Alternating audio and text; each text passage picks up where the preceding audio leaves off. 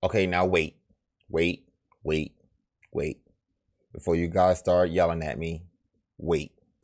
What's up, guys? It's the Gaming Zone bringing you your daily gaming news, and today is Friday. So without further ado, let's get into it. After enormous Fallout-related traffic spike, Nexus Mod announces increases to its subscription cost to keep up with increasing demand. Now, from what I'm aware of, Nexus Mod already had an issue going on with the Spider-Man game, I believe. Nexus Mod had banned a user who created a mod that was used to remove the pride flags from New York City in the game. That started a whole lot of backlash, a whole lot of controversy, a lot of things went on with that. And so after that, I even stopped looking at Nexus Mods as one of the places that I usually go to get my mods from. It's gotten to the point now, if I can't get the mod on Steam's workshop, I probably don't need the mod or don't want the mod anymore. Unless we can find another mod site that's outside of Nexus Mod, please let me know if there is something like that. I'm just going to get all my mods from Steam. And now with this going on, that's just adding more heat onto Nexus Mods for what they're doing. Leading game modding site Nexus Mod has announced that its price of its premium subscription will increase next month for the first time in 3 years. Nexus Mod recently saw a major increase in traffic thanks to the release of the Fallout TV show, making the RPG series skyrocket in popularity. It's not strictly because of this that the subscription price is going up, but the infrastructure required to keep the website running smoothly has definitely become more costly over the years due to the increasing demand. We know that increasing the prices is never an easy thing to talk about, and it's something we try to do as infrequently as possible. The last time was 3 years ago, and before that it was back in 2013. So 2 price increases in 11 years. You're saying that as if that's a good thing? I mean, Steam Workshop, you can literally get mods for free. They don't have no subscription service for it.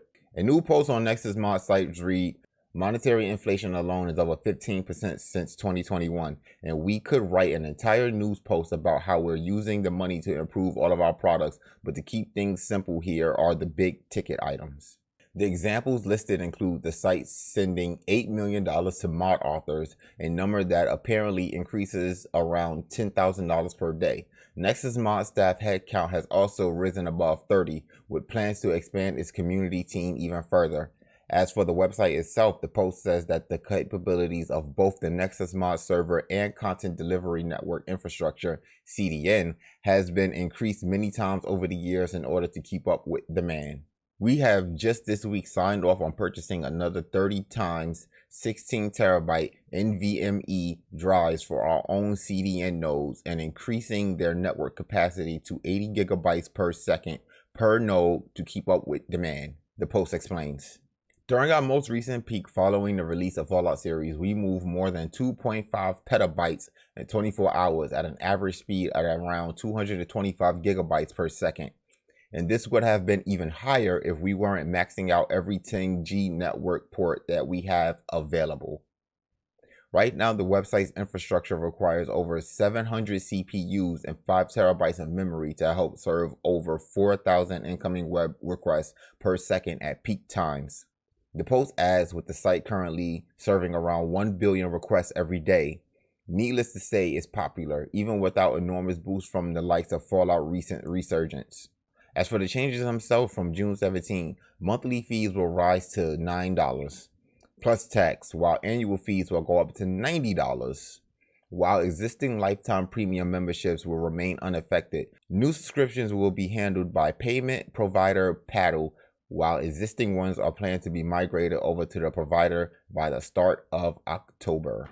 So yeah, going over the article, I can kind of get it. Essentially, they're saying they don't have enough space to hold all these mods, to hold all the data, to keep the servers going. These things cost money. So I do understand why there is a price increase.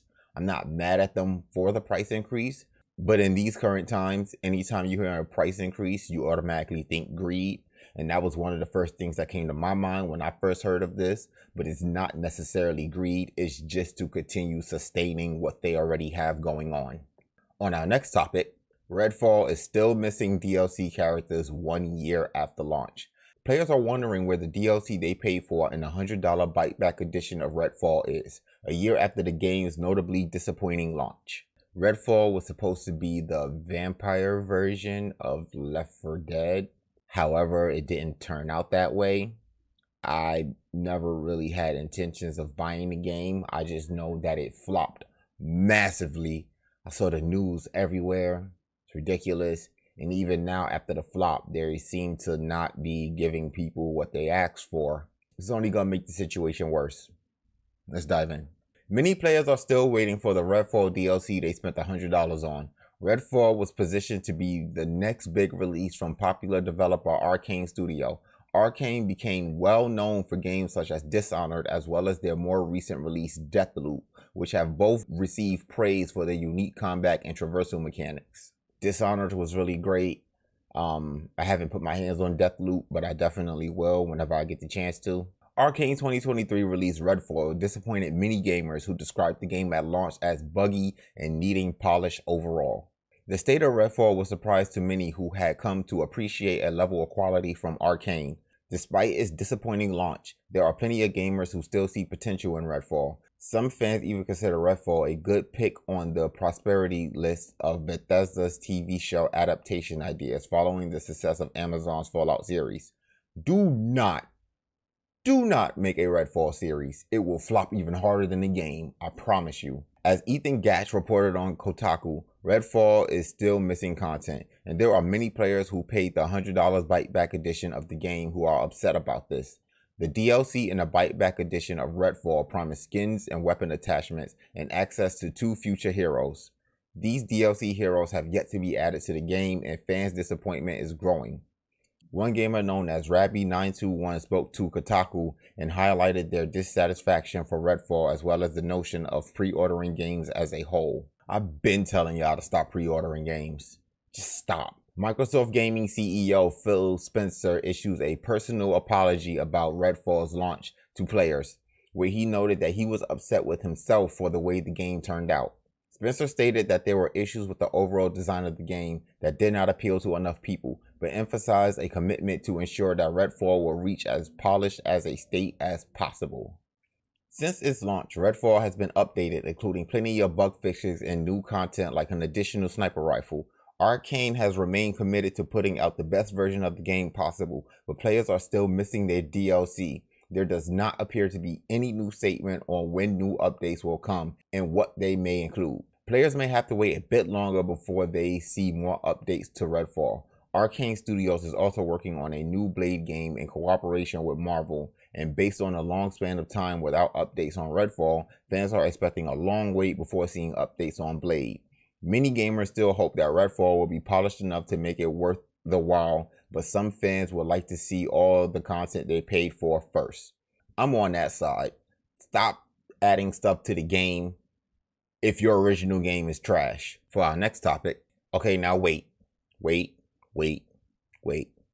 Before you guys start yelling at me, wait. I love Kingdom Hearts. The first Kingdom Hearts, the second Kingdom Hearts. Dream Drop Distance was pretty good. Didn't play 3Ds. Kingdom Hearts 3 pissed me off. And then everything else in between is meh. Oh, and Chain of Memories. I really like Chain of Memories. Outside of those specific games, the Kingdom Hearts series has become a meme of itself. Like, from the first and the second game, they had something, and then it just went haywire. Like, I don't know. They started making people the same person. It was Xehanort all along. This guy was time traveling and doing all this, and really that's where it got convoluted when they started adding in the time traveling stuff. And let's just get into it. Kingdom Hearts movie is reportedly a mix of live action and CGI.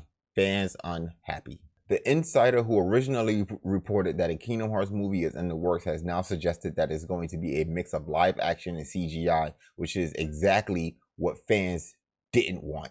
Kingdom Hearts fans must feel like they all collectively made a wish on Monkey's paw. After spending the last few months begging for any kind of news on Kingdom Hearts 4 or even Missing Link, we've mostly been met with silence from Square Enix. Then, out of nowhere, a rumor that began in 2022 started making the rounds again, and it's not what the fans were hoping for. That rumor is that a Kingdom Hearts adaptation of some kind is currently in the works at Disney. At first, the movie insider Daniel RPK said that an adaptation was being worked on, with it being unclear whether it was a movie or a TV show. Then, a few days later, it was followed up on by another insider who said it was a full-blown animated movie. A full-blown animated Kingdom Hearts movie would have been fire. Hopefully. I don't know. Maybe if it was made 10 years ago. Now, I'm not so sure. This is the tweet. Apparently, the dude's got a Patreon. I don't knock the hustle. However, I'm not doing it. So far, so good, right? As much as one was asking for a Kingdom Hearts movie, if Nomura is involved and it focuses on animation, then it could end up being something quite special. Just as long as it didn't try to do anything live action, then most fans will be happy. Well, I hate to be the one to put a damper on everyone's hopes and dreams, but that's reportedly what's happening. Over on Twitter, the original insider who reported that the Kingdom Hearts adaptation was in development, Daniel RPK, posted an update on the movie and suggested that it's going to be a mix of live action with CGI. It's not clear what parts of the movie are going to be CGI and what's going to be live action, but I'm begging Disney to back away from making Sora, Riku, and Kairi into actual people. As you could probably imagine, this is exactly what a lot of fans were worried about, which has resulted in some mixed opinions being shared online. Take popular Kingdom Hearts content creator The Gamer's Drink, for example, who responded to the rumors by simply posting a meme saying, "No, I couldn't agree more." I think that's all that needs to just be said. No, we don't want this. No, don't do it. Save your money. No. Considering one insider reported that the Kingdom Hearts adaptation was going to be animated, and Daniel RPK is saying that it's a mix of live action and CGI, it seems that there are some cross wires on what the project actually is. For now, we have no idea what the final product is going to be, but I'm praying it's far more focused on animation than live action. If you guys make a Kingdom Hearts movie, it needs to be animated. It needs to be CGI animated. No real people. We don't want to see that. This movie needs to be something resembling Final Fantasy VII Advent Children. If you've seen that movie, then you know exactly what I'm talking about. Final Fantasy 15, the movie.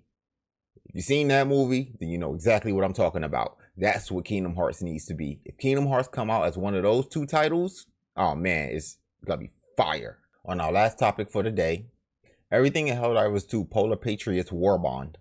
Upcoming HellDivers 2 Polar Patriots Warbond brings new weapons and chilling armor to the front lines.